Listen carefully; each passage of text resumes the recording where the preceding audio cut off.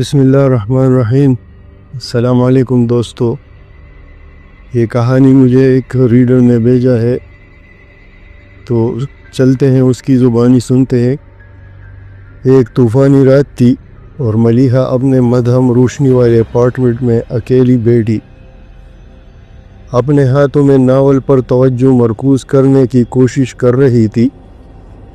بارش کھڑکیوں سے ٹکرائی اور ہوا چل رہی تھی، جس سے اپارٹمنٹ پہلے سے کہیں زیادہ الگ تھلگ محسوس کر رہا تھا۔ دیوار پر لگی گھڑی نے زور سے ٹک ٹک کیا، ہر سیکنڈ آخری سے زیادہ گھسیٹ رہا تھا۔ ابھی وہ اونگنے لگی تھی کہ دروازے پر دستک ہوئی۔ یہ تیز جان بوجھ کر تھا، 3 دستک۔ وہ جم گئی۔ تقریباً آدھی رات تھی۔ اس وقت اس کے دروازے پر کون ہو سکتا ہے؟ ہچکچاتے ہوئے ملیحہ اٹھ کھڑی ہوئی اور دروازے کے قریب آئی۔ اس نے جھانکا لیکن کچھ نظر نہ آیا۔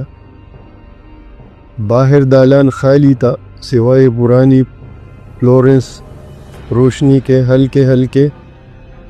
اپنے سر ہلاتے ہوئے وہ اپنے صوبے پر واپس آ گئی، یہ سوچ کر کہ شاید یہ اس کا تصور ہی۔ پھر دوسری دستک آئی، زور سے، دل کی دھڑکن دھڑکتی ہوئی۔ ملیحہ اس بار احتیاط کے ساتھ دوبارہ دروازے کے قریب پہنچی۔ وہ دروازہ کھولنے سے پہلے ہچکچایا، لیکن ایک بار پھر کچھ بھی نہیں تھا، وہاں کوئی نہیں تھا۔ اپنے اعصاب کو پرسکون کرنے کی کوشش کرتے ہوئے اس نے دوبارہ دروازہ بند کیا اور کھڑکی کو دوبارہ چیک کیا۔ وہ سب محفوظ طریقے سے بندھے ہوئے تھے۔ اس نے اسے نظر انداز کرنے کا فیصلہ کیا اور صوفے پر واپس چلی گئی، اپنے آپ کو بتاتی ہوئی کہ یہ ہوا ہے یا شاید کوئی پڑوسی مذاق کر رہا ہے۔ جب وہ واپس بیٹھی تو تیسری دستک آئی، لیکن اس بار یہ دروازے سے نہیں آیا، یہ اس کے پیچھے سے آیا، اپارٹمنٹ کے اندر۔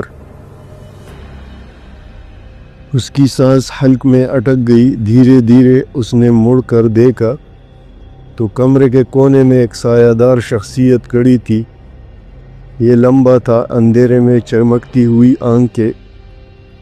یہ حرکت نہیں ہوئی، یہ وہی کھڑا اسے دیکھتا رہا۔ ملیحہ کا جسم خوف سے جم گیا تھا۔ اس نے پلک جھپکائی اور جب اس کی آنکھ کھلی تو وہ شکل غائب تھی۔ اپارٹمنٹ میں پھر سے خاموشی چھا گئی، سوائے گھڑی کی ہلکی ٹک ٹک کے، لیکن دیکھے جانے کا احساس کبھی نہیں چھوڑا۔ ملیحہ نے پھر کبھی دستک نہیں سنی، لیکن اس رات سے وہ جانتی تھی کہ وہ کبھی بھی واقعی اکیلی نہیں تھی۔ تو یہ تھی آج کی خوفناک شارٹ سی سٹوری۔ امید کرتا ہوں کو پسند آئی ہوگی۔ ایک بار سورہ ناس کی تلاوت کیجئے گا، اپنے ارد گرد دم کیجئے گا، اور چینل کو ساتھ ساتھ سبسکرائب کرے، لائک کرے۔ اللہ حافظ۔